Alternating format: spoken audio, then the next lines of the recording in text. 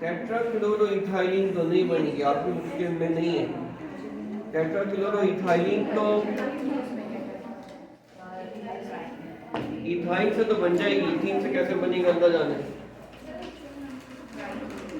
अच्छा, ये 1,2-डाइक्लोरो इथेन ले रहे हैं और 1,2-डाइक्लोरो इथेन के अगर हेलोजिनेशन करा देंगे ना फ्री रेडिकल तो बन जाएगी टेट्राक्लोरोइथाइलिन। ट्राइक्लोरोइथाइलिन विनाइल क्लोराइड। विनाइल क्लोराइड हमारी बुक में कैसे बनेगा? इथीन से विनाइल क्लोराइड। इथीन से विनाइल क्लोराइड नहीं बनेगा, हमारी बुक में इथाइन से विनाइल क्लोराइड बन रहा है। इसलिए कि इथाइन के ऊपर HCl का रिएक्शन कराओगे तो एक पाई बॉन्ड टूट जाएगा, एक जगह H आ जाएगा, एक जगह Cl आ जाएगा। तो विनाइल क्लोराइड हमारे पास इथाइन से तो है, इथीन से नहीं है। दी जाए बहरहाल इन लोगों को तो बहुत ज्यादा केमिस्ट्री आती है, ये लोग तो बना ही लेंगे इथीन से भी किसी न किसी तरीके से। इन्होंने बेसिकली 1,2-डाइक्लोरो, चलो खैर बहरहाल। अब इसके बाद देखें कि जो इथाइलिन ग्लाइकॉल है इंजन कूलेंट के तौर पर यूज होता है, याद है फर्स्ट ईयर में पढ़ा था। और इसके बाद जो है ना इथाइलिन ग्लाइकॉल पॉलिएस्टर में पॉलीविनाइल क्लोराइड। अब इसके बाद आ जाते हैं बेंजीन। बेंजीन से देखो क्या क्या बनता है। बेंजीन से क्या क्या बनता है देखो, बेंजीन से आइसोप्रोपाइल अल्कोहल बनता है। चलो भाई ये बना सकते होंगे, क्या कह सकते हैं। अब बेंजीन से क्यूमीन बनती है, बताओ कैसे बनती है? हाँ बताओ। आइसोप्रोपाइल क्लोराइड लगाना होता है, आइसोप्रोपाइल क्लोराइड से रिएक्शन कराएंगे, फ्रेडल-क्राफ्ट अल्काइलेशन होगी तो क्यूमीन बन जाएगी। और बेंजीन से साइक्लोहेक्सेन कैसे बनेगा? हाइड्रोजनेशन करोगे तो साइक्लोहेक्सेन बनेगा। और बेंजीन से नाइट्रोबेंजीन आपको बनाना आता है। बेंजीन से अल्काइल बेंजीन आप लोग बना सकते हैं, बेंजीन से क्लोरोबेंजीन बना सकते हैं। बेंजीन से स्टाइरीन तो नहीं है ना हमारे रूप में, बेंजीन से स्टाइरीन नहीं बनेगा। हाँ नाम में स्ट्रक्चर है। बेंजीन से फिनोल भी नहीं है हमारे पास, क्या है?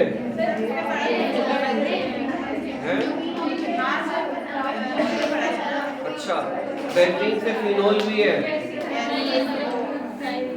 बेंजीन से एसीटोन है क्या? बेंजीन से एसीटोन है। बेंजीन जब डिग्रेड होती है तो मैलिक एनहाइड्राइड बनता है। याद नहीं है, चेक कर लें।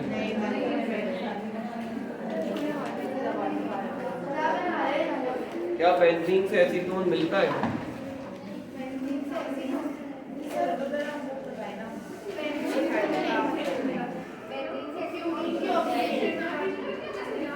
बेंजीन से एसीटोन का मतलब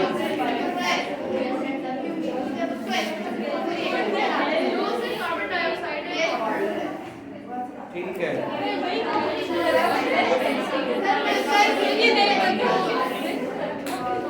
जब हम वो बना रहे होते हैं ना, जब क्यूमीन से फिनोल बन रहा होता है,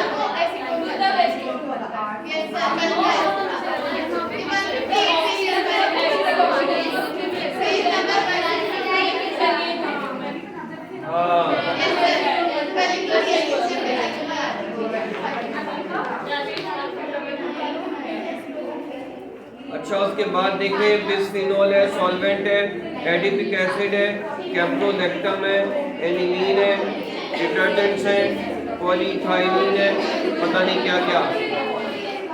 सही है।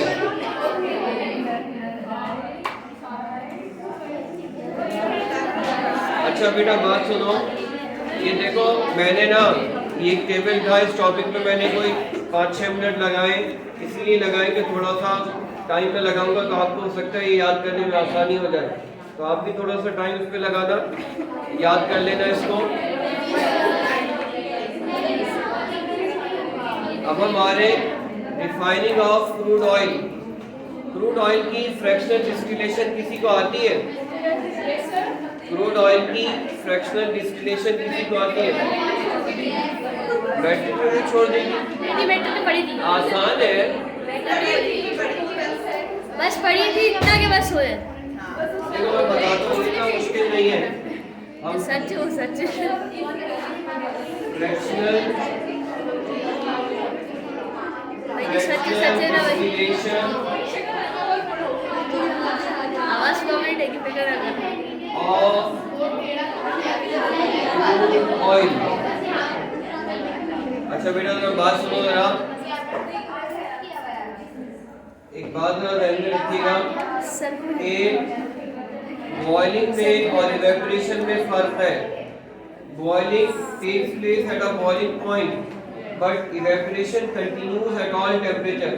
ठीक है, अभी भी यहाँ पे पानी फेंक दोगे तो पानी इवेपोरेट हो जाएगा, बॉइल तो नहीं होगा लेकिन इवेपोरेट जरूर हो जाएगा।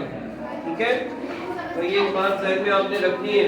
हम देखो क्या करते हैं, हम लेते हैं क्रूड ऑयल। क्या लेते हैं? क्रूड ऑयल लेते हैं और क्रूड ऑयल को लेके क्या कर रहे होते हैं? हीट कर रहे होते हैं। हीट करने से क्या बनते हैं? वेपर्स बनते हैं। ये जो वेपर्स बनते हैं ना, ये वेपर जो बनते हैं ये इस तरह के वेपर्स बनते हैं कि जो जितने लाइटर वेपर्स होते हैं ना, ये बात सुनो सानिया, कि कैसे वेपर्स बने हैं, छोटे बड़े क्या हो रहा है, क्यों इस तरह के बनाए? बॉइलिंग पॉइंट से ये साइड में हो क्या रही है? होता है ये बेटा कि जो जितने हैवी वेपर्स होते हैं दे आर लो फ्लाइंग, वो नीचे नीचे आते हैं, और जो जितने लाइट वेपर्स होते हैं स्मॉलर मॉलिक्यूल होते हैं दे आर हाई फ्लाइंग, वो ऊपर ऊपर आते हैं। ठीक है, तो ये क्या हो रहे होते हैं, ऊपर आने वाला मॉलिक्यूल क्या होगा? बहुत छोटा होगा। यहाँ से हमने आउटगोइंग्स बनाई हुई होती हैं और आउटगोइंग्स के जरिए फिर हम यहाँ इनको क्या कर लेते हैं? कलेक्ट कर लेते हैं। अब ये जो आउटगोइंग्स है ना, यहाँ पे कूल वाटर जो है ना फ्लो कर रहा होता है, तो कूल वाटर से ये जो वेपर जब यहाँ आएगा तो क्या हो जाएगा? लिक्विफाई हो जाएगा। बात समझ में आ रही है? जो हाई फ्लाइंग वेपर था बहुत ऊपर गया और ऊपर जाके हमने क्या किया? एक आउटलेट बनाया, तो वो उस आउटलेट से होता हुआ जैसे उस आउटलेट में गया तो फिर क्या हुआ कि कूल वाटर की वजह से लिक्विफाई होकर हमने कलेक्ट कर लिया।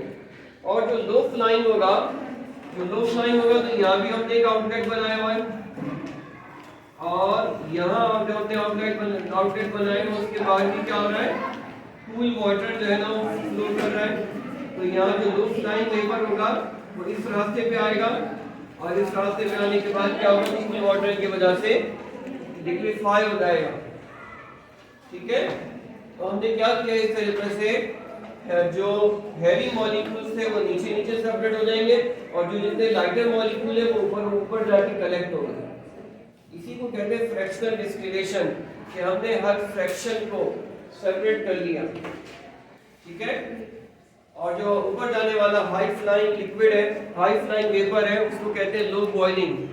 ठीक है, इसलिए कि जो बहुत छोटे छोटे मॉलिक्यूल होते हैं वो बहुत लो बॉइलिंग होते हैं, बहुत कम टेम्परेचर पे बॉइल कर जाते हैं, और जो नीचे नीचे आ रहे होते हैं वो हाई बॉइलिंग कहलाते हैं, इसलिए कि वो हैवी मॉलिक्यूल होते हैं जिनका बॉइलिंग पॉइंट क्या होता है? हाई होता है। तो ये बहुत सिंपल सी है फ्रैक्शनल डिस्टिलेशन, इसको आप जरूर कीजिएगा। और फ्रैक्शनल डिस्टिलेशन पे जो हमें फ्रैक्शंस मिलते हैं ना, ये भी बड़े इंपॉर्टेंट है। देखो पहला फ्रैक्शन कौन सा मिल रहा है? इसके अंदर 1 या 2 कार्बन हैं। ठीक है, और 1 या 2 सॉरी इनके अंदर 1 से लेकर 4 कार्बन है। तो 1 से लेकर 4 कार्बन का क्या मतलब है कि क्या हो सकता है? मीथेन से स्टार्ट होगा और ये कहाँ तक जाएगा? ब्यूटेन तक चला जाएगा।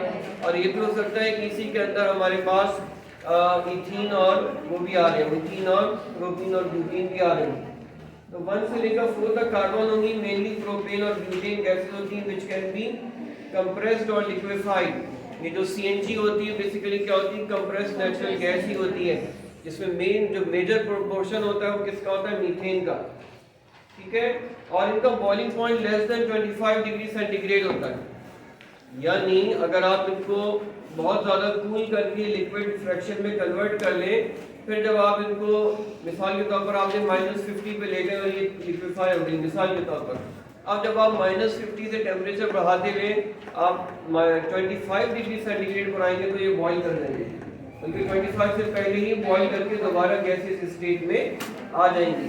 ठीक है, तो जाहिर है कि ये जो है ना 25 डिग्री सेंटीग्रेड पर गैसेस स्टेट में होती है। आजकल 25 आ जाता है, रात में तो वो भी हो जाता है। इसके बावजूद आप चूल्हे को खोल के देखें तो वो उसमें गैस ही होगी, वो लिक्विड फॉर्म में नहीं होगी ना। ठीक है, अच्छा इसके बाद देखें मीथेन, डोमेस्टिक हीटिंग के लिए ईथेन, अदर गैसेस फ्यूल वगैरह वगैरह, इसको पढ़ लीजिएगा आप ये जो है ना। इसके बाद देखें portable energy sources, example bottle gas. Bottle gas किसे कहते हैं? वो जो गैसेस सिलेंडर में भरी होती है ना, वो बॉटल गैस कहलाती है। ठीक है, उसके बाद देखें गैसोलीन या पेट्रोल, इसके अंदर C5 से लेकर C7 तक के फ्रैक्शन होते हैं और 25 से लेकर 75 डिग्री सेंटीग्रेड तक ये बॉयल होगा और ये पेट्रोल के तौर पर यूज हो रहा होता है। नेफ्था है, नेफ्था में 6 से लेकर 10 कार्बन तक यूज होती है। इसका बॉइलिंग पॉइंट 75 से 190 तक होता है। नो गुड एज फ्यूल, यानी फ्यूल में इसका काम नहीं है, but valuable raw material source of organic chemical to make other things, crack to make more petrol and alkene. देखो यहाँ पे क्रैक का मतलब ये होता है, क्रैक का मतलब होता है तोड़ना। ठीक है, अब देखो जो बेसिकली हमारी जो नीड है ना पेट्रोल की तो बहुत ज़्यादा है, और पेट्रोल के बाद जो है ना हमारे पास जो मीथेन है उसकी भी बहुत ज़्यादा नीड होती है। लेकिन अगर आप गौर करें ना तो पेट्रोल कितना मीथेन कितनी मिल रही होती है? 1 से लेकर 2% तक। जिसकी डिमांड बहुत ज़्यादा है वो मिलता बहुत कम है। जिसकी डिमांड ज़्यादा है वो चीज़ मिलती बहुत कम है। पेट्रोल की भी जितनी डिमांड है उसके मुकाबले में क्रूड ऑयल से निकलता बहुत कम है। उसके बाद क्या किया जाता है, इसको इम्प्रूव करने के लिए, हम अपनी नीड को पूरा करने के लिए क्रैक करते हैं। क्रैक की मीनिंग जो आम मीनिंग है ना, वही मीनिंग यहाँ भी है, तोड़ते हैं। मॉलिक्यूल को क्रैक किया जाता है, तोड़ा जाता है। मॉलिक्यूल को तोड़ने के लिए हाई टेम्परेचर दिया जाता है, लेकिन चूंकि ये सारे के सारे इन्फ्लेमेबल है, इसलिए इनको क्रैक करने के लिए हमको क्या करते हैं, एब्सेंस ऑफ एयर में इनको, एब्सेंस ऑफ ऑक्सीजन में इनको क्रैक करते हैं ताकि ये इग्नाइट ना हो, टूटे, इग्नाइट ना हो। तो क्रैक करने से फिर क्या मिलते हैं, छोटे छोटे हाइड्रोकार्बन मिलते हैं जो इकोनॉमिकली ज़्यादा फीजिबल है।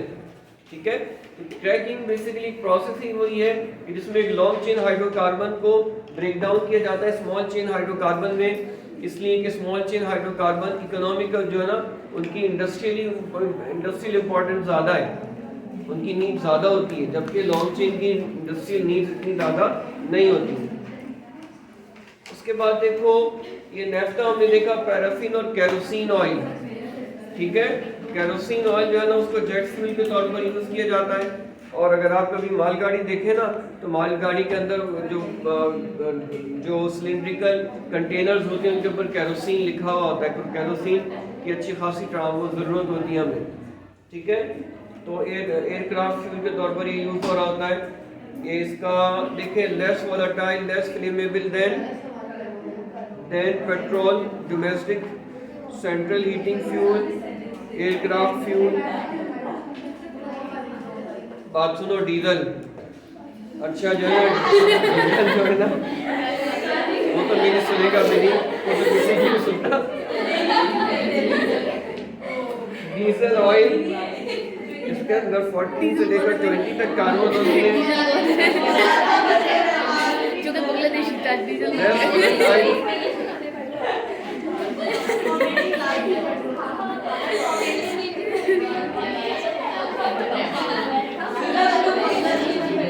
less volatile than petrol. Diesel fuel for some cars and larger vehicles like haulage trucks, train, central heating. उसके बाद देखें heavy fuel oil, heating oil, lubricating oil, greases. ये जो greases होते हैं ना, ग्रीस कभी देखा है आप लोगों ने? तो ग्रीसेस होते हैं उनके अंदर 20 से भी ज़्यादा कार्बन होती हैं, 20 से 30 तक कार्बन होती हैं। इनका बॉइलिंग पॉइंट भी 350 डिग्री सेंटीग्रेड से हाई होता है। नॉट सो इजीली इवेपरेटेड, इनके यूज़ की वजह यही है कि इतनी आसानी से इवेपरेट नहीं होती। वंस आपने इसको किसी बेयरिंग के अंदर लगा दिया तो ये अच्छे खासे अरसे तक उसमें पड़ी रहेगी, इवेपरेट नहीं होगी। उसके बाद residue, fuel oil, lubricating oil, waxes and bitumen. Bitumen जानते हैं आप लोग? बिटुमेन जो होता है ना, जो रोड बनाने के लिए ना, अगर आपने कभी रोड बनते देखे हो तो रोड्स को बनाने के लिए क्या होती है वो, एक वो होती है ना क्रश्ड कंक्रीट होती है, उसको पता नहीं क्या कहते हैं, उसके ऊपर जो ब्लैक कलर का जो लिक्विड डाल रहे होते हैं ना, वो बिटुमेन होता है। चारकोल तो